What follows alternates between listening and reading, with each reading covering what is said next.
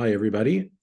Today is Thursday, Parsha's Vayeitzei. It's also the 10th of Kislev, a day of redemption of the second Lubavitcher Rebbe, the Mittler Rebbe, Rabbi Dov Ber of Lubavitch, who was released from prison on this day. So it's a day of Thanksgiving. Also, in the United States, today is a day of Thanksgiving. So hopefully today's Torah thought will relate to this theme a little bit. And we'll start with the opening of this week's Torah portion. It's Parsha's Vayeitzei. Vayeitzei means that he left, he went out. And it picks up where last week's Torah portion left off. Jacob running away from his brother Esau, going to his uncle Lavan to find himself a wife. And Parsha opens with the verse, Vayeitzei Yaakov, Beersheva vayelech Haran. Jacob leaves Beersheva and heads to Haran. And then the next verse tells us, Vayivka b'makom, he came to a place, Vayolan sham, and he spent the night there because Kiva Shemesh, the sun had set. He took from the stones of the place and he put them around his head. Okay, so what is this verse telling us? Very simply, Jacob is on his way to Haran. It takes him a while to get there. In the meantime, it's nighttime. He comes to a place and he decides to spend the night there. But clearly, the way the Torah tells us the story, Jacob comes, he encounters this place. It's a specific place. What does it mean that he encountered a specific place? The specific place he encounters was what would be the future site of the Holy Temple. And Vayivka Sham, the words that describe his encountering the place, Vayivka, the word Yivka, Pega, the Rashi tells us that the word Pegia, Rashi, the commentary on the verse, says that it means prayer. So not just that he encountered the place, but that he comes to a specific place and he prays there. When is it? This is at nighttime. And so this teaches us that Jacob, our patriarch, established the evening service. The Talmud tells us, it gives us a few sources for the inspiration of our three daily prayers, but one of them is the patriarchs. And the sages tell us that Avram, the first of our patriarchs, establishes the morning service, Shachris. This is based, alluded to in a verse where when the angels are destroying Sodom and Gomorrah, so it says that Yaakov, Avram, Vayashkim Avram, Baboiker Elamakai Mahu, I think is the words of the verse, that Abraham gets up in the morning and he went to this place, and he went to the place where he had stood, and this idea of standing represents the Amida, the standing prayer that we recite during the central point of all of our prayers.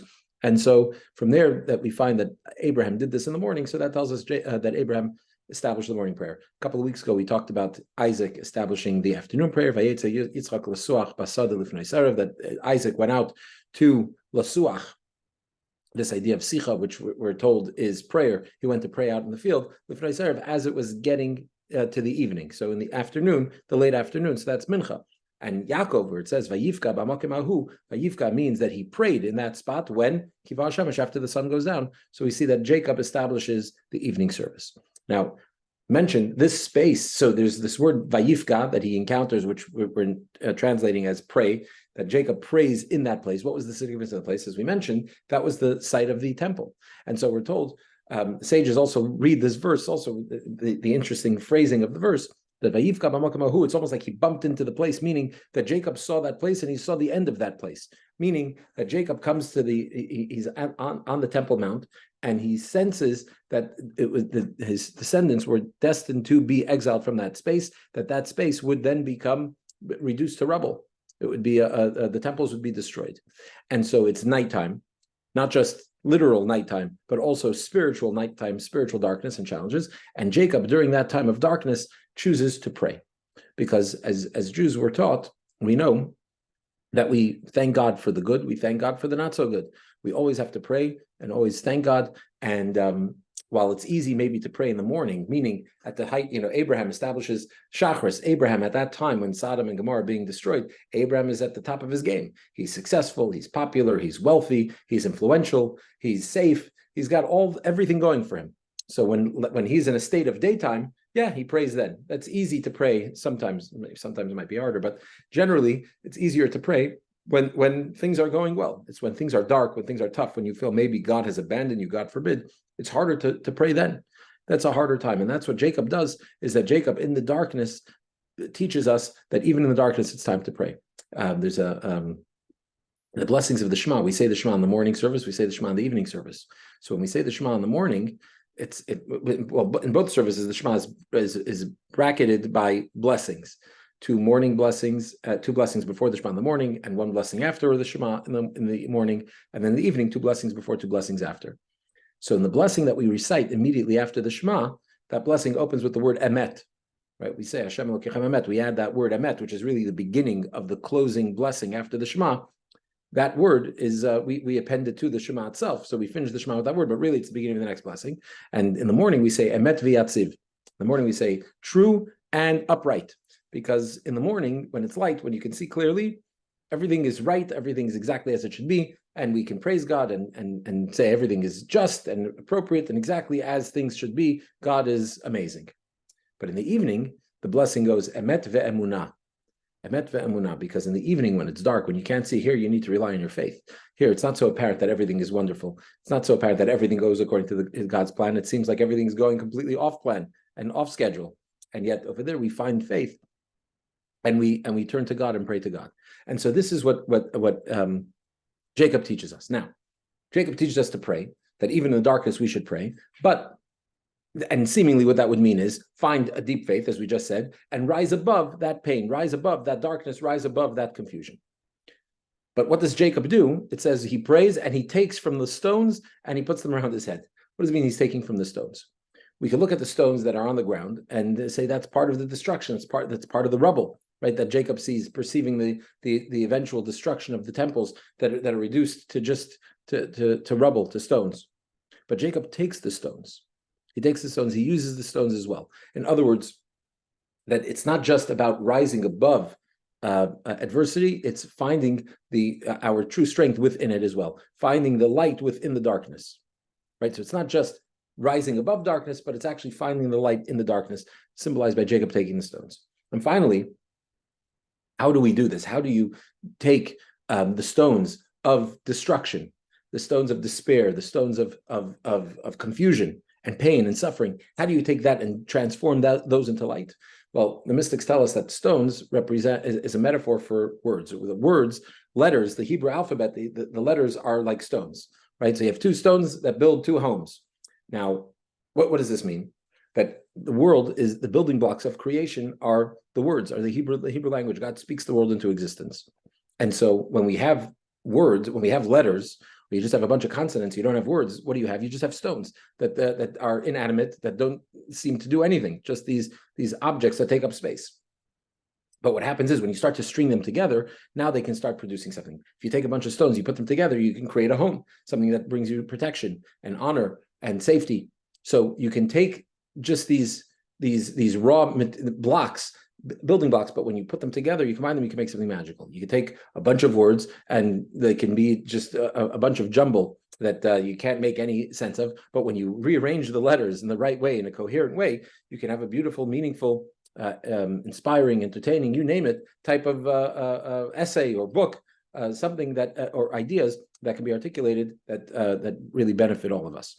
So it's taking so Jacob takes the rocks, he takes the rubble, the destruction, recognizes that all of these things together, you don't look at them in isolation, don't look at them all just on their own, but string them together, put it all together. When you can start to find God in the darkness, when you can start to see how God orchestrates everything, that even in the depth of darkness, God is there as well. When we can go down to the depth, to the abyss, and behold, there God is there as well. When we could see that, we can start making some sense and getting some clarity and bringing light into the darkness, not a light from the outside, but a light, the light that is there all along. And so this is the lesson we learn from the opening of this week's Parsha. Jacob establishes the evening service, which tells us that we need to thank God, pray to God, turn to God, even in times of darkness, that the darkness is not something that we need to illuminate from the outside, but we need to find the light within the darkness itself. And the way to do that is to see God's hand, to recognize that God is present with us, he's there in everything, and that no matter what it is we're going through, we're right there together with God, who is cheering us on, who is encouraging us, and is guiding us and protecting us. And we'll finish one final thought on this theme of thanks, is that a little later in this week's Torah portion, we read about the birth of 11 of Jacob's 12 sons. And Leah, his wife, gives birth to 3 children, and then she gives birth to a 4th son. And she says, Hapam oida es Hashem, now you have to thank God. Now, putting together a couple of commentaries from the Midrash, what was going on? Leah recognized, she had known with divine intuition that Jacob was destined to marry 4 women, and that he was destined to have 12 sons that would become the 12 tribes of Israel. And so she figured, you take 4, you do basic math, you divide 12 by 4, and you get 3 apiece. So she was destined to be the mother to birth 3 of Jacob's 12 children. That would be of 12 tribes. That would be fair. When she has a 4th one, now she's already got another one on top of what she already expected was coming to her. And so in that sense, when she recognized that she has more than she thought she deserved, more than was rightfully hers, here she says thank you. The Talmud tells us that from the creation of the world up until that point, nobody had thanked God in that way. That Leah is the first one. She's the first one to say thank you.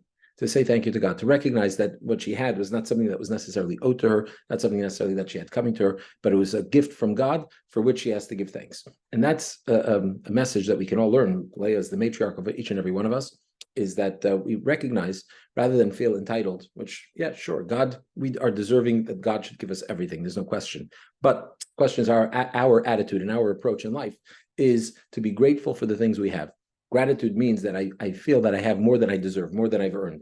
And for that, we need to be grateful, we need to be thankful. And when we can have that thankfulness, we can have that humility, that would give us also the fortitude and the resilience to be able to even in dark times, even in challenging times, to be able to rise above whatever it is going on, to pray to God, to turn to God, to ask Him for our needs, and for God to bless us. We're told that when that Yehuda, because Leah names her son Yehuda, which means thanks, she's thanking God. Because of that, Yehuda himself later in life does the same thing, where he acknowledges something that he did wrong. He took ownership, responsibility, and accountability. That his descendants, then King David, did the same, and Solomon did the same. And so we see that Yehuda, as the progenitor of the Davidic monarchy, as well as the ultimate king from that line, which is the King Mashiach, all of that is all set in motion by this thank you. That not only did Leah find the need and necessary to thank God, but chose to name her child that, so that he lives in that awareness, that he lives in that humility and that gratitude,